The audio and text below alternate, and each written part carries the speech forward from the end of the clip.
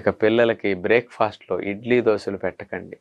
ప్రతి ఇంట్లో oil oil ఇడ్లీలు ఏసేస్తున్నారు సంవత్సరాల తరబడి. మీ పిల్లలకి 20 ఏళ్ళకి షుగర్ రావటానికి ఆ ఇడ్లీలే కొంప ముంచేది అసలు అందరిని. అంత బ్యాడ్ టిఫిన్ ఇడ్లీ. ఏ ఒక్కరు ఇడ్లీ ఎంత చెడని చెప్పరు.